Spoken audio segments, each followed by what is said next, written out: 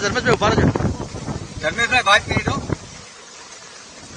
બિલ્ડિંગમાં ચડાવી દો. બોલો અગાસી બસ પાણી ભરાણું છે. એને એમ ના લાગવું છે કે એટલું પાણી હતું.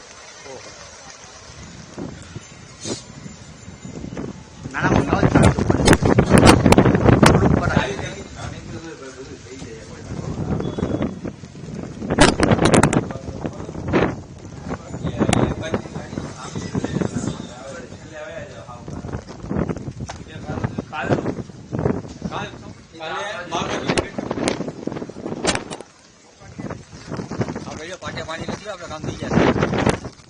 जनजीवन तो पूरा अस्त व्यस्त हो गया, पहली बात तो ये है। और दूसरा नंबर, कल सुबह 9 बजे से लेके अभी तक किसी के घर में, यहाँ से आगे जाओगे ना आप 1.5 किलोमीटर तक, किसी के घर के बाहर ऐसा नहीं है कि वो बाहर निकल सके। ठीक है, कि सबके घर में पानी है, पहली बात तो ये।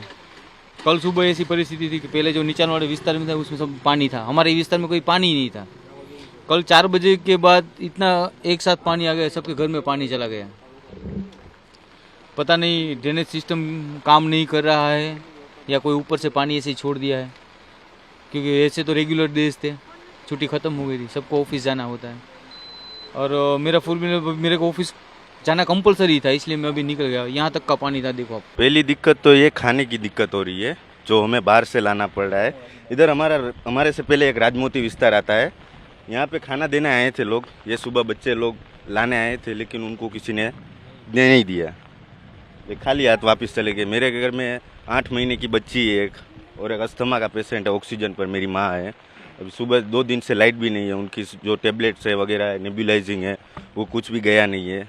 दिक्कत वही है, लाइट नहीं है, मेन तो पानी का प्रॉब्लम है, खाने का प्रॉब्लम है। और यहाँ रोड तक हमें चल के आना पड़ता है, अंदर कोई आता भी कमर तक पानी में खाने की व्यवस्था बाहर से करनी पड़ रही है, कोई अंदर आ नहीं रहा। तो मेरे लिए सरकार से विनती है, कुछ हमारे लिए कुछ कीजिए। हमारे सबसे ज़्यादा दिक्कत तो पानी कमर तक भर गया है, और लाइट भी नहीं है 3-4 दिनों से, और इधर कोई देखने वाला भी नहीं है, कोई पूछने वाला नहीं है, कोई आने जाने वाला नहीं है, कोई हमें कोई पूछने वाला ही नहीं है क्या प्रॉब्लम है, क्या है। पानी नहीं निकल रहा है। देखो हम अभी रोड पर आए हैं कुछ लेने के लिए सामान, तो कमर तक पानी में चल के आए हैं। छोटे छोटे बच्चे हैं, उनको भी रोड तक लाना पड़ता है पानी में चल के।